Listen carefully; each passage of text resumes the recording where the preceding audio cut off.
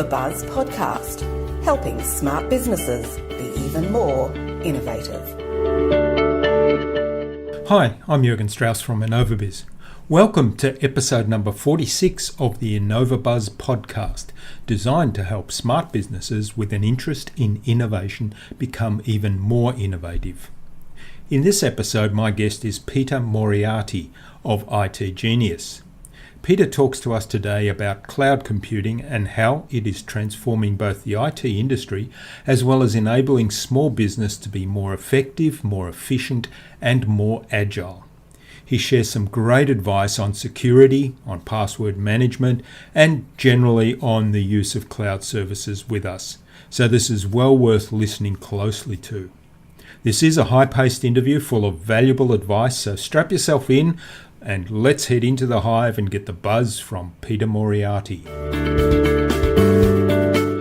Hi, I'm Jürgen Strauss from InnovaBuzz, and I'm really pleased to have here with me on this episode of the InnovaBuzz podcast from Sydney in Australia, Peter Moriarty of itGenius. Now, Peter's regarded as an expert in small business cloud computing, and he's been ranked in the past as one of Australia's top 10 entrepreneurs under 30 by the Smart Company and Australian Anthill Productions. So welcome, Peter. It's a privilege to have you on the InnovaBuzz podcast. Thank you so much for having me. I'm very excited to be here. Now, Christy Hamilton of Benald suggested that we interview you, so a big shout out and hello to Christy. Awesome. Yeah, Christy's a good friend of mine, and I've actually got a hiking trip coming up with Christy in the next couple of weeks. Oh, okay. All right. Well, have fun on that, and have fun, Christy. Yeah. So, yeah, before we start talking about IT and technology and the cloud and innovation and all kinds of geeky stuff, let's find out some more about you as a person. So when you were a young child, and it sounds like that wasn't all that long ago, what did you want to be when you grew up? Oh, interesting. I actually started in a Steiner school, so I started most of my childhood without many computers, without a Game Boy, without a PlayStation, without any kind of tech stuff. And my parents actually split up, and my stepdad had a computer. So when I was about 9-10 years old, I was drawn to this new thing that I hadn't experienced much of before, and that it kind of snowballed out of control from there, I guess. I went through school. I really got into the tech stuff. I've got quite a technical and quite a logical systems kind of brain. And what that allowed me to do was eventually get into technology. I started a business as a kidpreneur in high school, helping people with their computers and that kind of stuff. And once I got into my 20s, I decided that I wanted to start a company. I wanted to start a business, and I wanted to do it around the area of technology because that's what interested me. And 8 years ago, in its current form, we started itGenius, and it's been going absolutely great guns at the moment.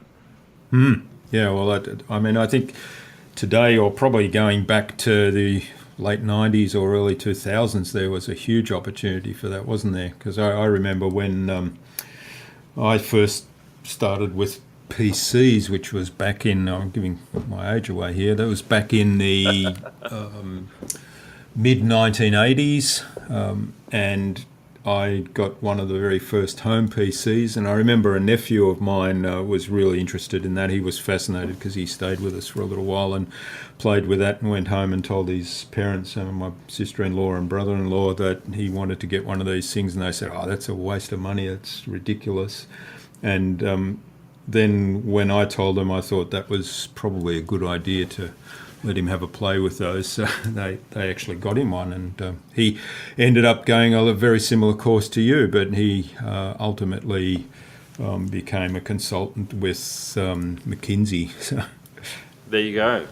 Interesting journey. But yeah, it's a great opportunity to get involved in that these days, isn't it? So when did you first discover the cloud then, and kind of realise that it wasn't just about the box in front of you? Well, about 8 years ago, we started as a traditional kind of managed service business, and we've always serviced small businesses, so organisations typically up to 100 to 200 staff at the max. We really love the small business market because my dad, being a builder, family business owner, small business owner, he was part of the generation, he's a baby boomer, that didn't grow up with technology. When he was in high school, he had a bit of chalk and some slate. He didn't have iPads or Chromebooks or anything like that. And I guess my passion has been, well, how can I help that generation to not feel like technology is a fear or something that they're scared of or a black box sitting in the corner that they've got to throw cash at that they don't really understand. We're really passionate about, well, how can we get business owners to see technology as a tool that can be used for leverage? So that's really the big why that drives what we do. About 5 years ago, we started getting really serious, or probably 6 now, started getting really serious about cloud stuff. We started working with Google and their Google Apps suite, and we're now Google's #1 partner for small businesses across Australia and New Zealand, which is pretty cool.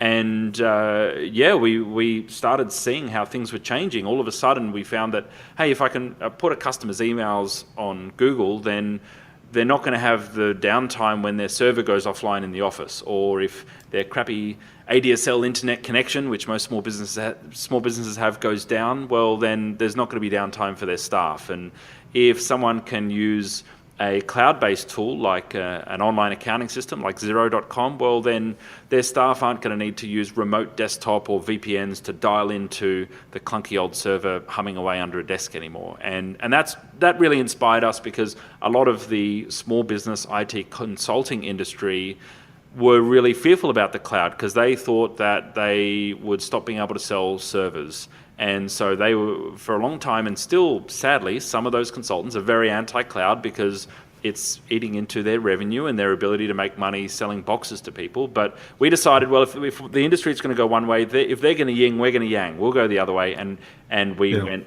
right deep into Google. We've now, over the last couple of years, stopped doing any Microsoft services. So we're exclusively a Google consultancy.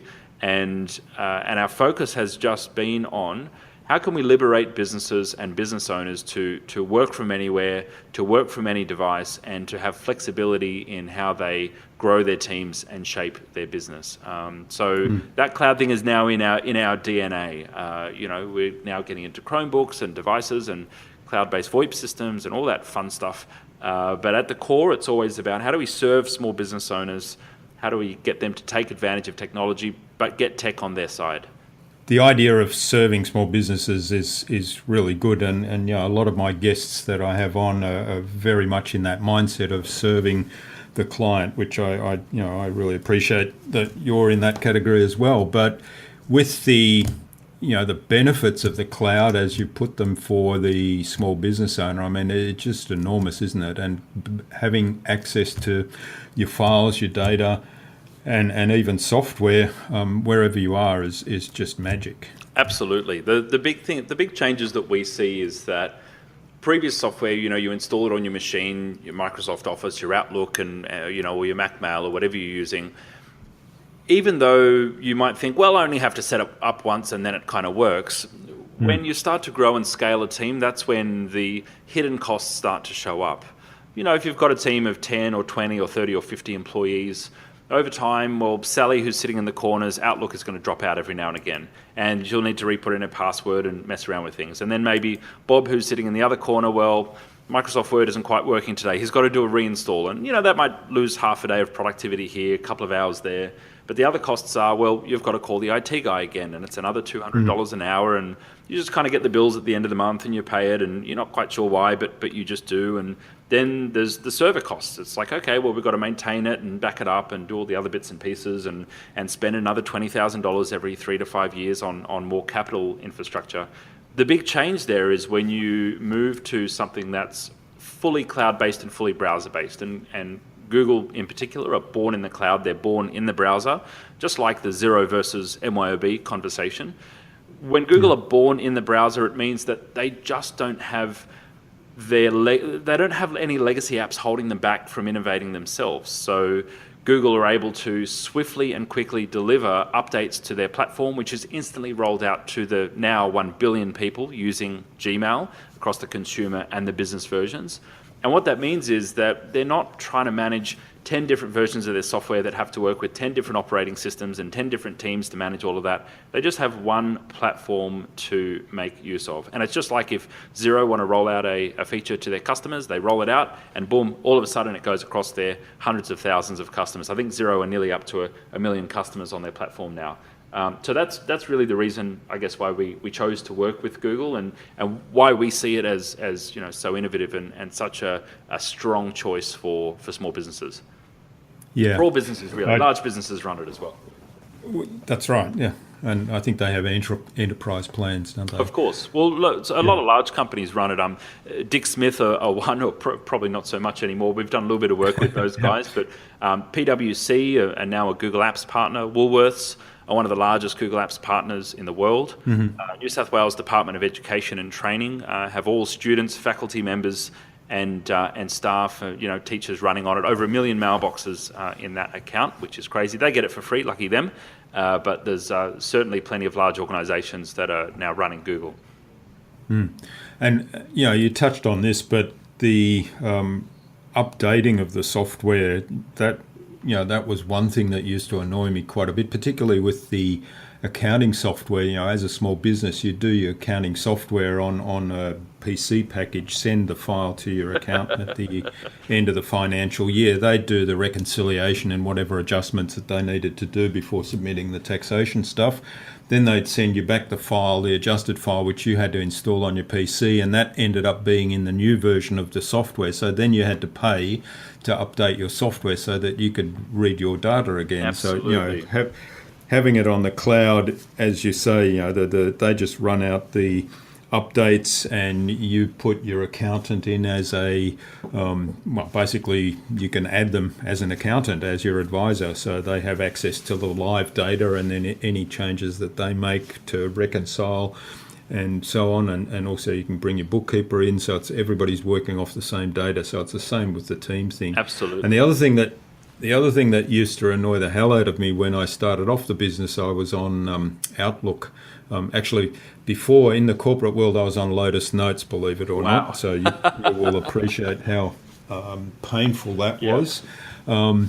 Although we did have some really neat apps in Lotus Notes, but as a mail client, it was painful. So I was really excited to get onto Outlook, and within a short space of time, that database became bloated, and I was getting duplications because it was always, replicating mail from the server, downloading it, and then uploading it back up. And so within probably about 6 months of that, I decided had enough of this, and I went to Google Apps and haven't looked back since. Well, you've touched on a couple of important points there. There's about 3 things that have changed. One is there's just no need to attach large files to emails back and forward and send them back and forward anymore, because when you have an application that allows multiple people to work concurrently, then you just completely remove that whole process of sending stuff back and forward. And if you remember, as soon as your data file got too big for your accounting platform, you'd have to put it on a USB or a hard drive and ship it. That's right. Got super messy. Next is that there's just no need to do that silly thing of inserting the CD and updating the software every couple of months, because or twice a year to get the new tax tables or whatever. It could automatically be rolled out and be updated, because we've moved to a subscription model of software rather than a purchase and maintain model.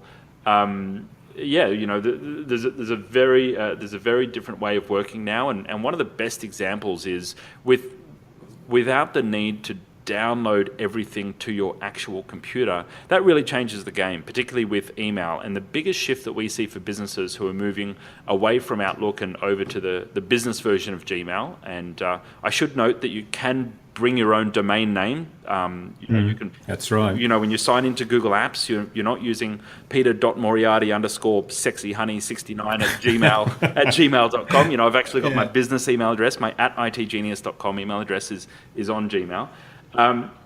But once I've got that, and once I've got my data in Google, if you think about the typical small business owner, they receive 200 to 300 emails per day. On any one day, 200 to 300 emails. But the challenge for a business owner is that we don't really want to delete any of those emails, because if a client emails us and says, hey, you know what, I want the same price as last year, or hey, I want to sue you for something you did 3 years ago, well, you've got to have those emails there. We've got to retain them. And the sad thing is, for us as the business owner, we don't get to change jobs every 3 years and get a fresh inbox.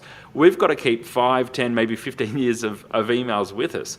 And the problem with that is even though Microsoft have done their very best to with Microsoft Exchange and with caching and with Outlook and syncing and archiving and all those kind of, Band-Aid solutions that they've put together, when you've got a mailbox of 5 or 10 gigabytes worth of data and you do a search for an email from 4 years ago, it starts to fall over. It's got to re-index the search. It starts to have challenges. Try and search for something older than 30 days on your phone.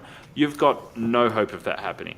Yet, yes, when you use Gmail and I open up a search for an email in 2011, bang, it comes up instantly, because the only thing my computer's doing, or the only thing the app on my phone is doing, is displaying the results of Google's supercomputers doing all the hard work. And that, across any cloud platform, is the beauty of working on the cloud, is that, yes, we need to have an internet connection. Yes, we need to be connected. That presents its own challenges in some scenarios. But for the most part, as long as we've got that connectivity, well, then we're able to instantly get access to the information that we need, and we are not relying on our local machine doing the heavy lifting. And for many people, they still haven't migrated away from doing email the old way. They're still downloading it from a POP server or from Exchange, and it's living on their computer, and they're wondering, well, when I search for that email that's 4 years old, why am I getting a poor result? And then people put stuff into folders, and it just... There's this whole just ineffective, inefficient way of dealing with email, which hasn't really changed in 20 years. So we're out to change that. That's the problem. That's the problem we're out to change.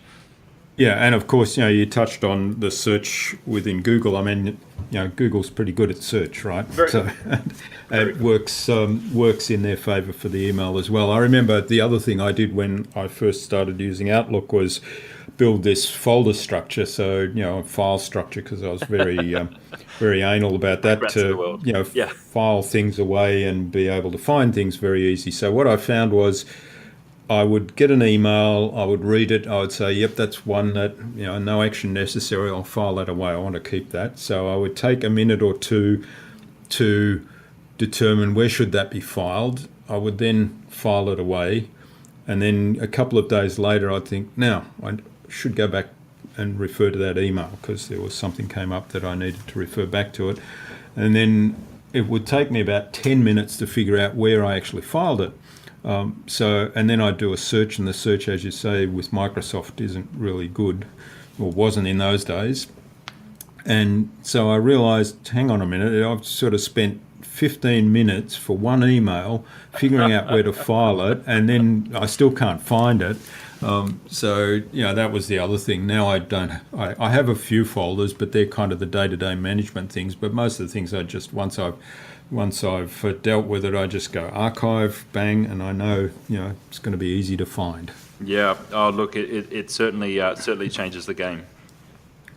Now, what about the elephant in the room and the people that say, hey, the Google or whoever it might be having all this data and all this power?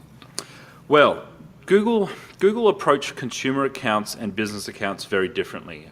When you participate in a free service like Gmail, Google are going to use your data. They will advertise to you. They will go through your emails. They will look through whatever they can to serve you ads, because that's their source of revenue. They're now an $80 billion a year company, and I'd say I think still about 90, maybe even 95% of that still comes from advertising revenue.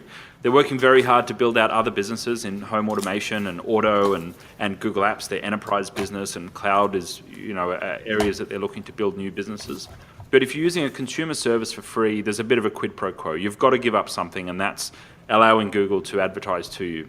Now, the business accounts are very different. They don't advertise to you. They don't read your emails. The only thing that Google uses your data for when you're using a business account, so you pay your $5 a month for your Google Apps account for each person in your business, and you say, right, okay, Google, I don't want you to advertise to me. And what that means is that Google keeps their nose out of things. Now, they are going to use the aggregated analytics of all the users on their platform to gain insights about the products and what you're using and what you're clicking on so they can improve them. But they've been independently audited and verified by many independent organizations to say that we do not use this data for advertising, and also that they do not have any ownership over your data. They do not claim to own any of your intellectual property. And we get that question a lot. We get lots of business owners saying, oh, well, Google owns all my data, and subclause A, B, F, D.2 in Google's terms and conditions sounds like it sounds like they want to take ownership of my data. And the reality with that is that Google don't really give a crap about your P&L sitting in Google Sheets. They don't actually care. They've got to look at your data, and they've got to be able to display your data to you and to share it with your team members as well. But they don't really care about what data is actually in there. What they care about is, well, how can they improve the products? And all of the data is actually encrypted on all of Google's servers. Between you and Google, it's all encrypted. There's lots of different ways to up the security of your account, like switching on two-factor authentication, which is free for all Google accounts. So your data is very, very, very well protected, and in my opinion, much safer than sitting on a server or a box sitting in your office. Because for many, many, many businesses, the administrator password for the server is sticky taped to the top of it, or it's or someone's password one. Yeah, password one, or someone's dog's name, and then 123. Rexy 123 or something like that. And so that illusion of security, where my data is safer because it's within my office, I think it's crazy. I'm scared about what data sits on my devices because if someone takes my laptop, anyone who has physical access to a machine can break a password in a couple of minutes. You can run one command and reset a Windows password, reset a Mac password, and unless you've encrypted every file on the hard disk, it's quite easy for someone to get into a local machine if they actually have physical access to that machine. So that's a bit of a myth that, well, my data's safer if it's sitting in my actual office. Yeah, you raise a couple of really good points there, and I'll ask you, what's your recommendation for dealing with passwords? Because that's something today, particularly as we go on the cloud, and there's a whole range of different cloud services we could use, but we've talked about the Google apps, and you probably have a few different passwords for that, but the accounting software. So what's your recommendation for managing passwords? Look, there's two things that are absolutely essential. There's a pipe dream touted by IT guys and tech blogs that you must have a unique and different password for every single website that you use. And for so long, that has just been completely unattainable, because even to remember 50 or 100 different passwords would be impossible. People then started coming up with with a code or a system to have a unique password for each account, but there was a system to help them remember it, and by definition that is flawed because if someone works out your system, then they can just apply that to any one of the websites. So that's a bit silly. But you absolutely must use a password manager. A password vault like LastPass.com is my recommendation, or Dashlane is another one. So using either LastPass or Dashlane, they allow you to generate that unique password for every website that you access. You wouldn't know what the password was to any of the sites because they'll all be scrambled and jumbled, but with one master password that effectively unlocks it and allows you to access all of those sites. Now, an important second step, and this is factor number 2. Factor number 2 is two-step verification, and that's really the killer, because two-step verification it works in the same way in the digital world as it does in the physical world. If you've got a business bank account and the bank has given you a little key fob and it generates a little 6-digit code every minute, it gives you a new code. There's the same thing available for most critical business websites. So you can set it up for Google, for Facebook, for Xero.com, for your Dropbox account, for any of your online services, for your Amazon account. Any service that's online, you will typically be able to set up a second factor of authentication, and you can have them either send you a text message. Most of them will allow you to do that, but the best way to do it is to use a little app. Google Authenticator is a great app that works for all services, not just Google services.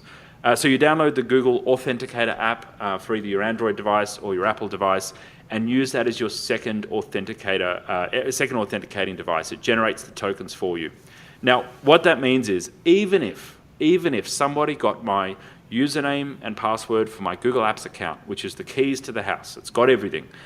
Even if someone was able to guess my master password for the vault on LastPass, if someone was able to get my Xero username and password, without physical access to my phone, which sits in my pocket, without that access to that device, there's no way they're getting into that account because it is locked down by that second factor. So if you do those two things, if you scramble your password using a password manager, if you then use two-factor authentication for your high-profile sites, that is the best way that you can protect yourself. There is no full 100% guaranteed protection, but that's 10 times better than what most people have. Yeah, and that's great advice. I mean, I love LastPass. It's really great because obviously with websites and with a heap of client passwords as well, clients kind of ask us to set up accounts for them in their websites, and then they forget the password. So we set that up and share it with them. Oh, and, the sharing feature is great. Absolutely brilliant. Yeah.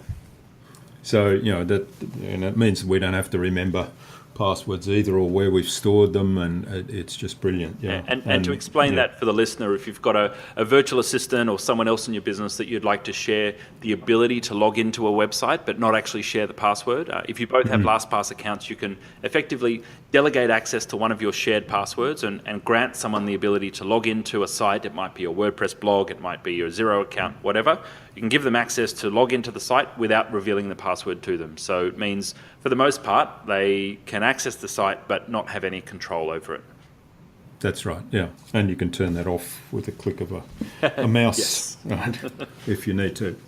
So, yeah, so that's really great advice around the password. I just thought I'd touch on that because you raised it there in terms of the security. So, all right.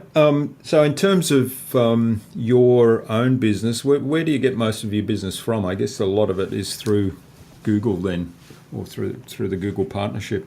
Look, we have many business partners. To be honest, most of our business comes from curious business owners. We specifically target what we call progressive and innovative business owners. We target business owners that have ambition, who want to be leaders in their fields. Google is a little bit of a quirky one. We're a bit different, and moving an organization from something like Microsoft Office and Microsoft Outlook that in many cases has been entrenched for a number of years, if it's an established business, it's a big jump, it's a big culture shift, and that does need to come from the top. It needs to come from the leader in the business. Now, we need to seek out business owners and business leaders that are willing to do things a little bit differently. We're yinging while everyone else is yanging. So, so business owners who are product aware, who understand, hey, I've heard about this Google thing. I've heard it can save people up to 70% on their costs because it's all self-manageable and it never breaks and all that kind of stuff. Those who know about the product will probably search something like Google Apps Expert and find us. But for many business owners, we need to educate them on, okay, well, what is Google Apps? And why is it great for business? And so a lot of what we do is education. We teach business owners about the cloud. We teach business owners about working differently. We teach them the reality of what business technology looks like these days, and not just what their IT consultant is feeding them. And that's the key driver for me. That's, I guess, my key role in the business, is focusing on how we can educate and help liberate as many business owners as possible that technology can be used as a tool. Okay, and how do you approach that education process? Primarily online. A lot of speaking, webinars, digital content. I guess the fancy term for it now is content marketing, content syndication. And so a lot of blogs, blogs on online information, social media. We haven't done much paid advertising in the last couple of years. We're about to start that up again, just because we've had a lot of customers find us, and our biggest challenge has been scaling our sales team to be able to handle the amount of customers that find us, because there's a lot of people that particularly Google even sends us some of their leads, businesses who have questions, who need a little bit of hand holding with the process of going Google. So they're our kind of main focuses with the marketing side of things. All right. So it's interesting you mentioned, people call it content marketing. Actually, I've started talking more about education, because you talk content to people building websites, you need content. That gets intimidating, and usually it falls over at that point because people are intimidated by having to do the content. Oh, totally. And I've had... last week we published the interview with Marcus Sheridan from the Sales Line. So, right. He's all about content marketing, but, the message there was very clearly around education. Now, tomorrow we're going to publish the interview with Chris Marr from the Content Marketing Academy in the UK. And again, it's very much around education and serving the client. And so, the message really about educating your client about what you do and the benefits of, in this case, going cloud computing is really the key to marketing these days, isn't it? Yeah, the fundamentals for us are to align business owners, to align for us what business owners' goals are with the things that they need to learn and how they can actually implement them. Our goal is really to empower our customers. I think that's the most important thing for us. When we can show someone, hey, if you switch from Outlook to Gmail, and you can save 30 minutes a day in your inbox because you're going to be a whole lot more productive. And hey, if you switch your file storage to Google Drive, which works just like Dropbox does, but it's all integrated with the rest of the Google system. If you switch the stuff to Google Drive, then you can get rid of the server and you can save all this money. And by the way, using the Google Apps system, you can manage all your own IT. You can reset your own passwords. You can add and remove staff. You can have control of it, and you can kind of delete the IT guy from the picture. Empowering business owners with that information, just giving them that education, showing them, okay, well, this is what the future could look like.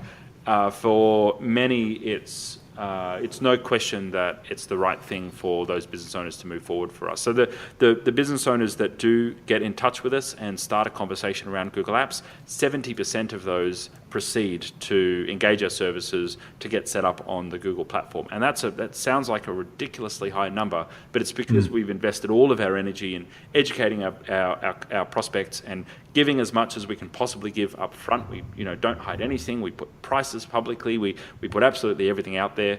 And then those business owners that say, yes, it's the right time for me to work with itGenius, they get in touch, they engage with us, and we get started helping them out. Yeah, well, there's a lot of good messages in that.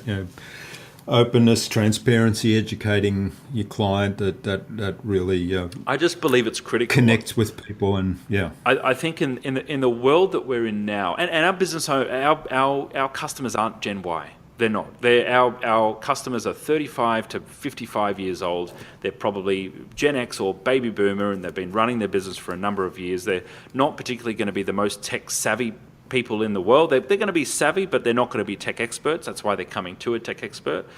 But the way that our consumers are buying things, and this includes business consumers as well, is changing, because we're used to the world of being able to go to Xero.com, punching in your credit card, pay you $50 a month, and hey presto, I've got an accounting system. I don't have to buy it off the shelf, put the CD in, install it, blah, blah, blah, all that kind of stuff. I can go and do that in 90 seconds and have a fully functioning online accounting system just by punching in my credit cards. And business owners and business consumers are taking that approach to everything. They don't want to wait around. If it's Saturday afternoon and they're sitting on the couch with their iPad and they see a Facebook ad, they don't want to wait till Monday to speak to one of your BDMs. They don't want to put an email form in with an inquiry and wait for someone to call them back. They want an answer now, and they want to take action now as well. So if that's how your customers are consuming what you do, if that's how your customers are consuming their consumer content, well, you can be sure that they're going to respond to being able to consume in the same way in businesses as well. And if you're not thinking along those terms, then your competitors will be. Yes, yeah, and that's a great message, great thing to remember. And I think we had that message from Marcus a couple of weeks ago, and the same message is coming through the interview with Chris Marr that we'll publish tomorrow. Well, I'm talking tomorrow, but by the time this is live for our audience, of course, it will have been published. Yeah. All right. Well, this has been great, Peter. I really appreciate you taking the time with us. I think we should move on because we've spent quite a bit of time already. It's time to move on to the innovation round, which is designed to help our audience. And, they're primarily innovators and leaders in their field as well. So it's very consistent with your target avatar, and give them some tips from your experience in business. So I'm going to ask you a series of 5 questions, and hopefully you'll give us some really insightful answers. Not that you haven't already given us a lot of insights. Well, I haven't prepared for these, so I'm going to give it to you raw. Hopefully they're useful. Okay, well, I think raw typically works best, because Great. Successful people, they've usually got this front of mind. So what's the number one thing anyone needs to do to be more innovative? To be more innovative. I think that innovation, particularly from a business leader, comes from within. And I think the key to bringing that out from within is to be true to yourself.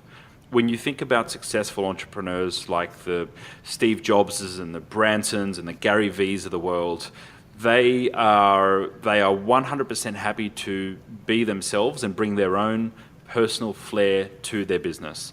For example, myself, I love forward driving, and part of what we show and what our business is about is being able to work flexibly. And so, I'll post silly photos on Facebook of me sitting on the roof of my forward drive on the top of a mountain, shot from a drone with my laptop, or answering a phone call, something like that. What you can do to lead your business is to really don't be afraid to be you and to bring that personal flair to the business, because that energy and that culture, the business doesn't have to be about you, but bringing that energy and that flair to the business will direct something special that may allow you to really stand out compared to your competitors. Yeah, that's great advice. And I did a Facebook Live broadcast on the weekend in my cycling Lycra. Does that count? Oh, wonderful. Yeah, it does. It does.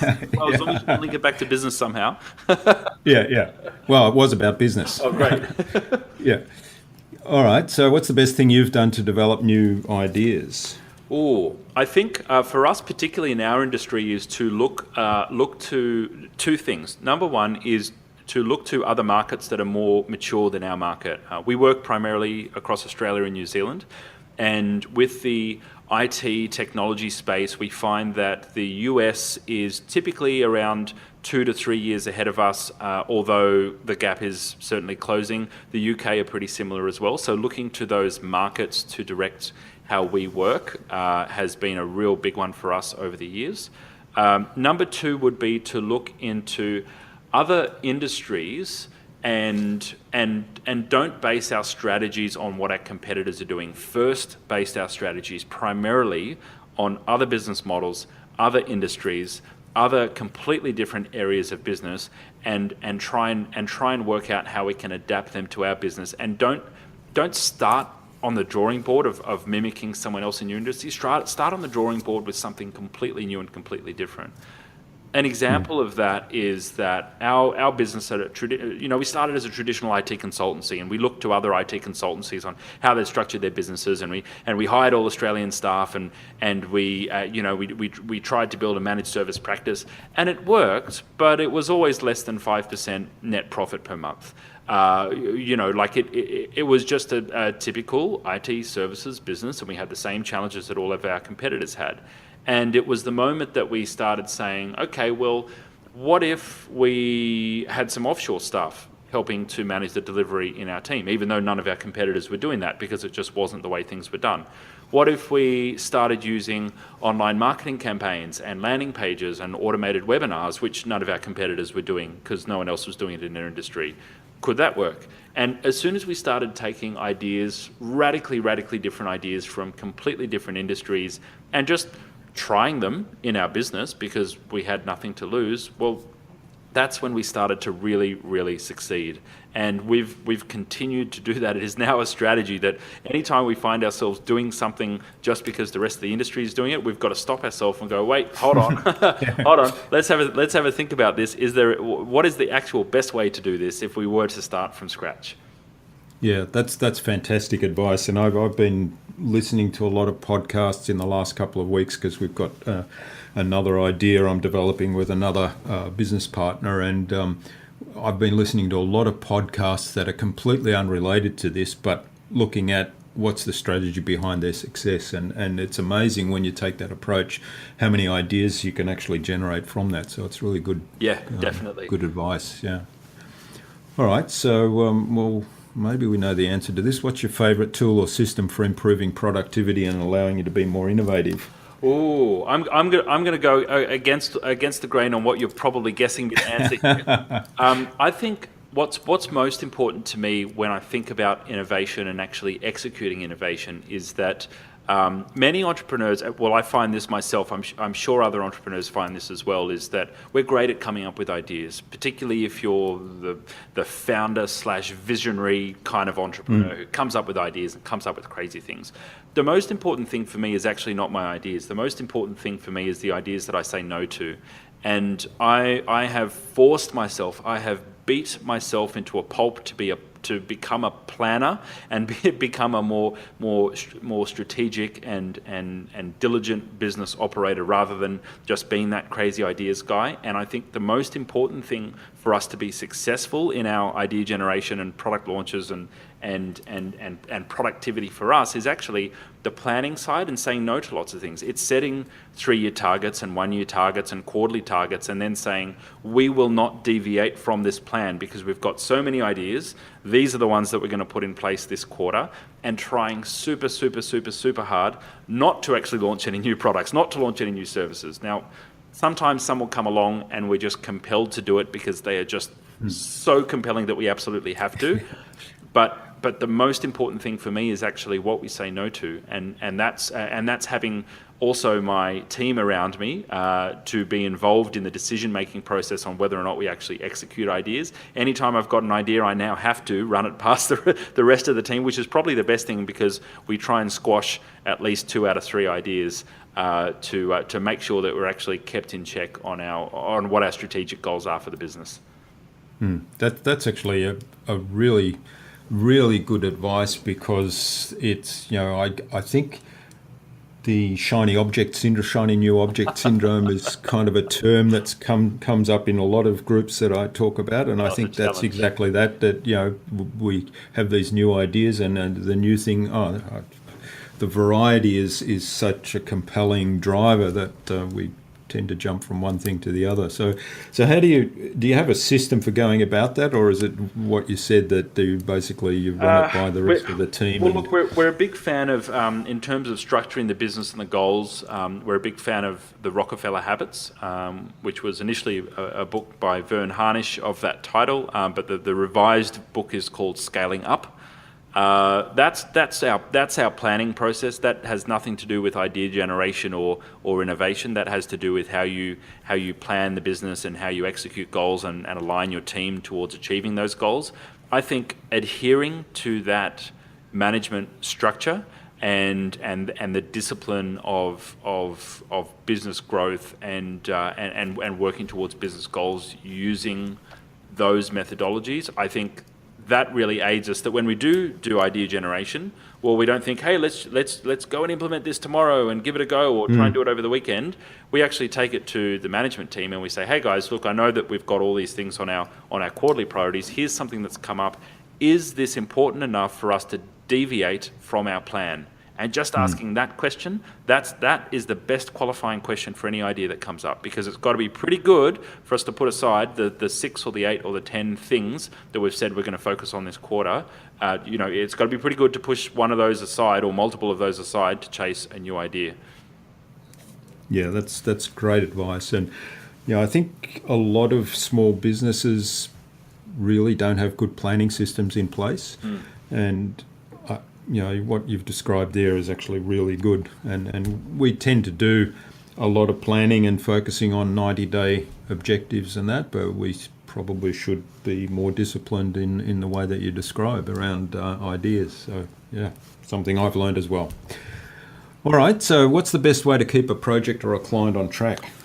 Look, it would have to be follow up. I think having the right team members with the right personalities on your team, and that is, if you're visionary idea generation entrepreneur, that is probably not you. It means studying disc profiling and understanding how people work and understanding the different work type personalities and putting the right people in the right seats on the bus, as they say, on the team. I think that's it. You've got to have the right person who cares about having things done right and having projects run well, actually running your projects. Because when you find that person who really cares about that and has their personal goals aligned with achieving that business objective, then they'll be able to do that. That's my approach to it, being the entrepreneur that that is better at the idea generation. I'm certainly someone who has to be responsible for execution in the business, but I'm not the strongest follow up and keep to plan type personality, and that's why I have those people on the team who excel at it. Yeah, that's great advice. Having the right people in the right roles and following up and having somebody that owns that follow up is really good. Yeah. Okay, so what's the number one thing anyone can do to differentiate themselves? Oh wow, differentiating yourself. I think I'll bring that back to being you and not being afraid to bring your personal flair to the business. Think about the most iconic brands, the most iconic leaders that you can think about. They really bring their personality into what they do.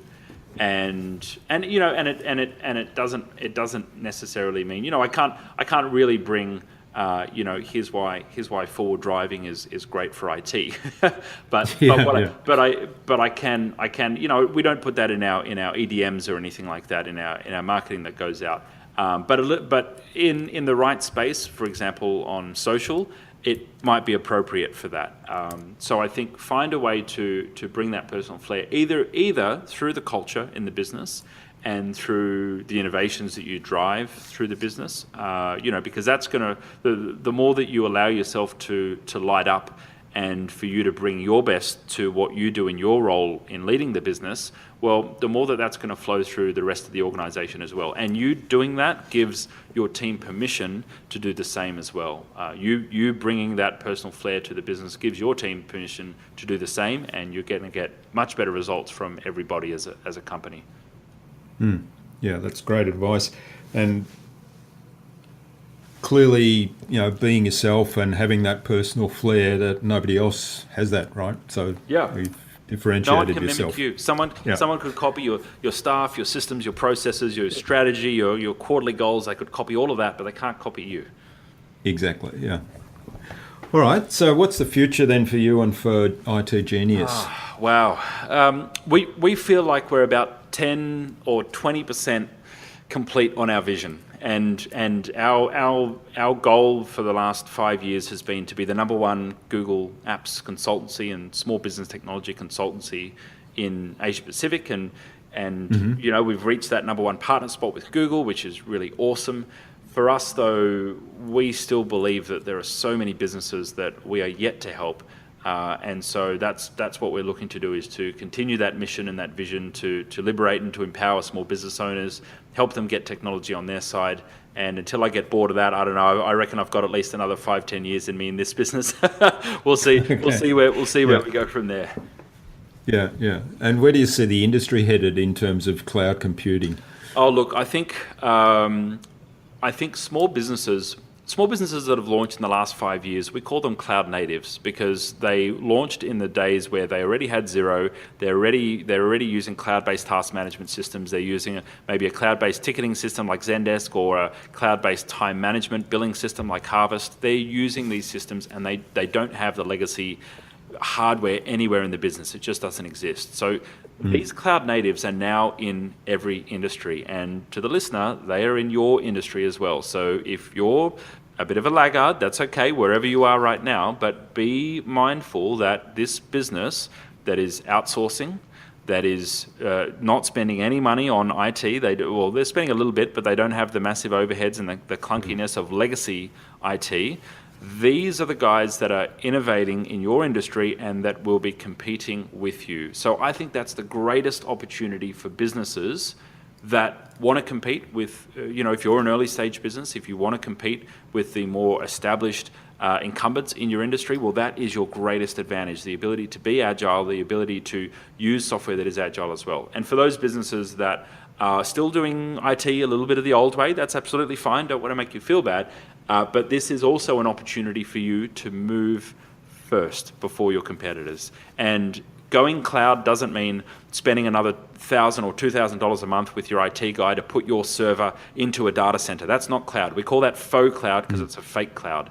What it means is actually looking at your business processes, the way you do things, your business systems, and looking at them and going, okay, well, how can we get rid of the server? How can we get rid of the remote desktop? How can we work in radically different ways? And what productivity would that actually open up for us?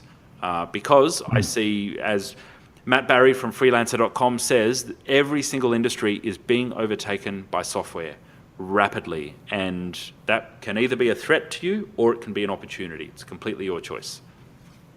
Yeah, and I think, I'm sure you agree that the opportunities far outweigh the threats. I hope so. I hope most people see it like that. That's how I see it. Yeah.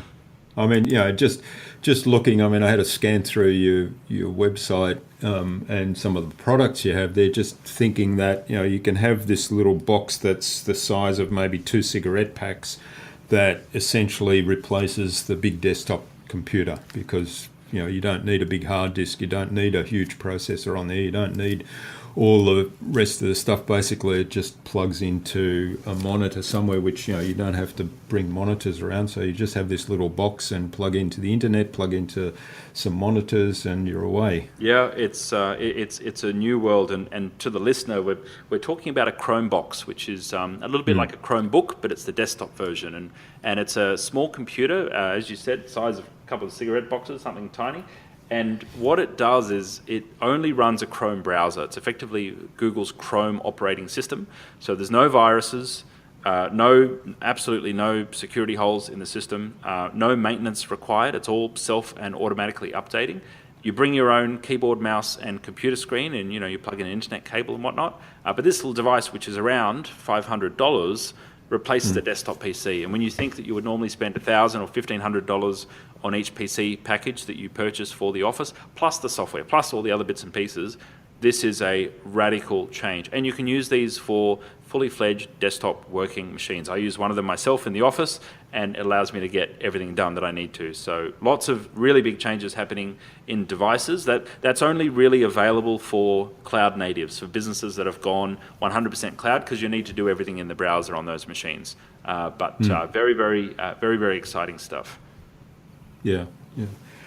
And that's probably going to be my next machine. I've still got 1 or 2 legacy PC things that I'm running, but more to do with my photography hobby. But I'm looking to see how I can move off those as well.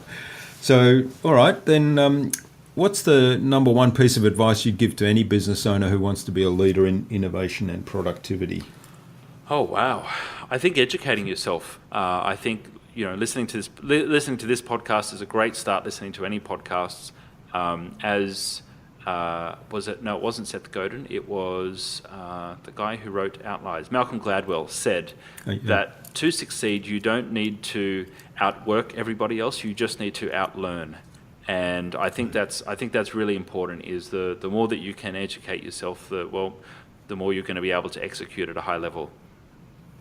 Yeah, love it. Outlearn everybody else. Excellent. All right. Well, Peter, thank you. This has really been fascinating. Great discussion, and hopefully a lot of value to our audience. Hopefully it hasn't been too geeky or technical.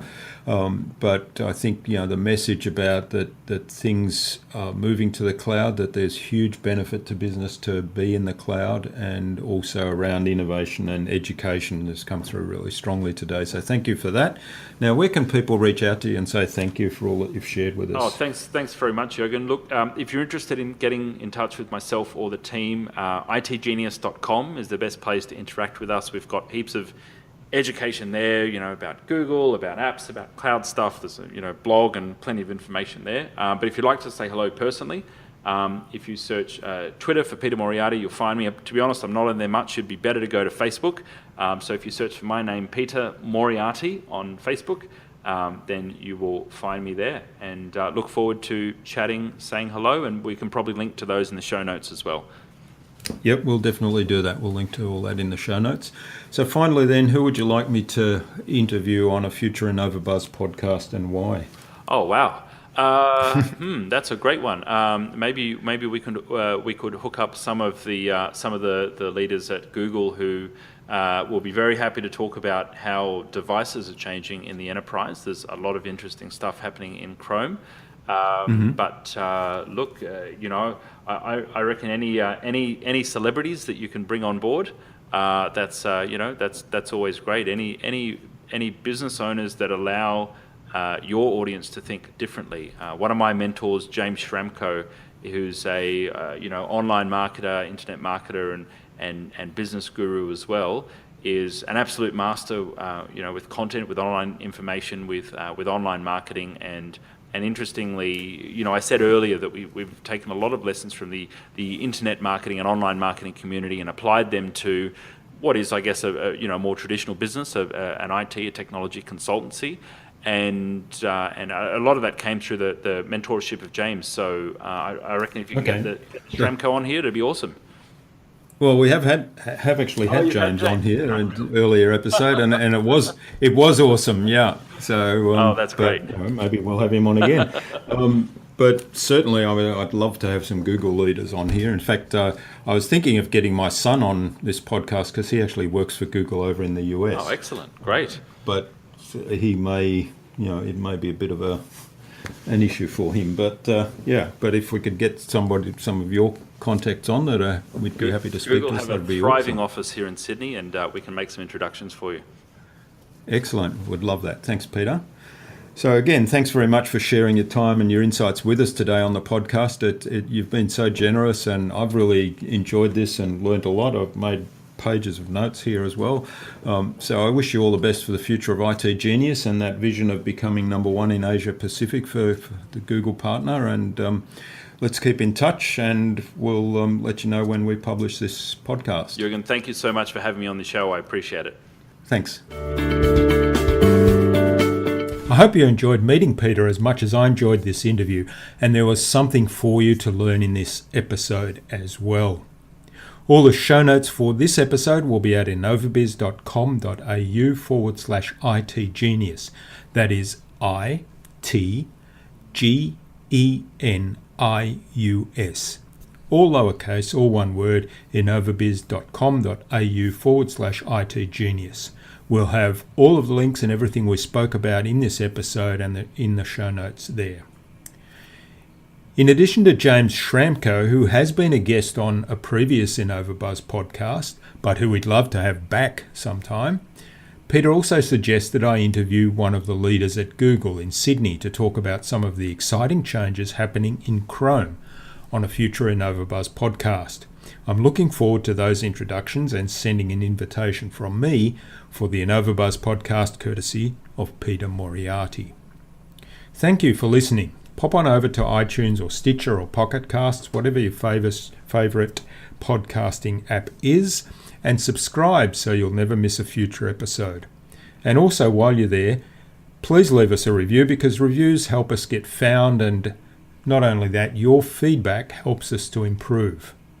Now, if there's anything you'd like us to cover or questions you want answered in future InnovaBuzz podcasts, please send them to us. Until next time, I'm Jürgen Strauss from InnovaBiz. Remember, if you don't innovate, you stagnate. So think big, be adventurous, and keep innovating.